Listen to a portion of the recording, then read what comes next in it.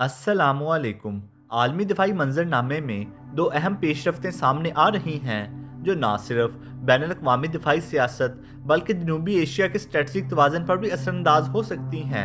पहली बड़ी खबर तुर्की से आई है, जहां मरूफ दिफाई कंपनी बेकार के चीफ एग्जीक्यूटिव ऑफिसर ने वाज़ेह ऐलान किया है कि उनकी कंपनी भारत को किसी भी किस्म के ड्रोन या मुतल्लका दफाई लात फरोख्त नहीं करेगी। ये ऐलान आलमी दफाई हलकों में खासी तवज्जो हासिल कर रहा है, क्योंकि बेकार दुनिया की तेज़ी से उभरती हुई ड्रोन साज कंपनियों में शुमार होती है। इस फैसले को तुर्की और पाकिस्तान के दरमियान मजबूत दफाई ताल्लुकात के तनाज़र में देखा जा रहा है। गुज़िश्ता चंद बरसों में दोनों ममालिक ने दफाई तावन में मुश्तरका फौजी मशकों और टेक्नोलॉजी शराकत दारी में नुमाया पेशरफ्त की है। तुर्की का मशहूर जंगी ड्रोन बैरक्तर TB2 जदीद जंगी हिकमत अमली में एक अहम प्लेटफॉर्म बन चुका है और मुख्तलिफ तनाज़ात में इसकी मौसरियत आलमी सतह पर तस्लीम की जा चुकी है। माहिरीन के मुताबिक बेकार का ये फैसला सिर्फ तजारती नहीं बल्कि स्ट्रेटजिक नोयत रखता है, जिसके ज़रिए तुर्की अपने करीबी इत्तेहादी ममालिक के साथ दफाई इत्तेमाद को तरजीह दे रहा है। जनूबी एशिया के तनाज़र में देखा जाए तो भारत गुज़िश्ता कुछ अरसे से जदीद बगैर पायलट फ़ज़ाई निज़ाम हासिल करने की कोशिश कर रहा था, ताहम इस ऐलान के बाद उसे मुतबादल ज़राए तलाश करना पड़ सकते हैं। पाकिस्तान के लिए इस पेशरफ्त को सफारती और दफाई कामयाबी के तौर पर देखा जा रहा है। तज्ज़ियाकारों का मानना है कि मुस्तक़बिल में पाकिस्तान और तुर्की के दरमियान मुश्तरका ड्रोन डेवलपमेंट, टेक्नोलॉजी ट्रांसफ़र और दफाई पैदावार के नए मौके पैदा हो सकते हैं।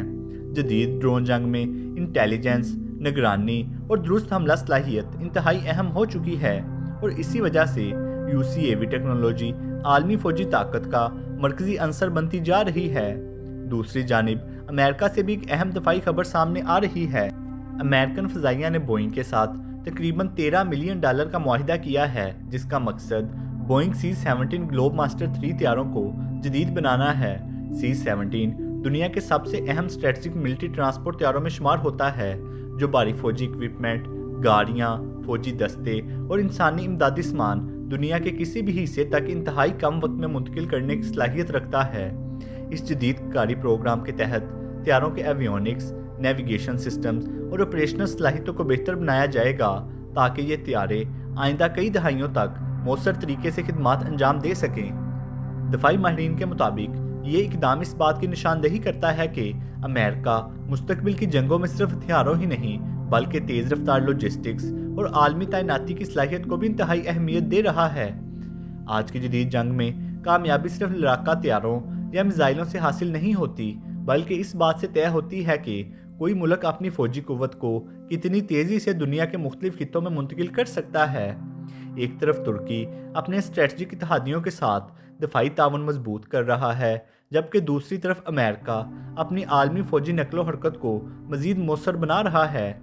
ये दोनों पेशरफ्तें आलमी दफाई निज़ाम में बदलते हुए रुझानात की वाज़ेह मिसाल हैं, जहाँ इत्तेहाद, टेक्नोलॉजी और स्ट्रेटजिक शराकत दारी मुस्तकबिल की ताकत का तयन करेंगी।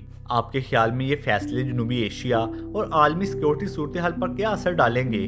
अपनी राय कमेंट्स में ज़रूर दें। वीडियो पसंद आए तो लाइक करें, चैनल को सब्सक्राइब करें। अल्लाह हाफिज़।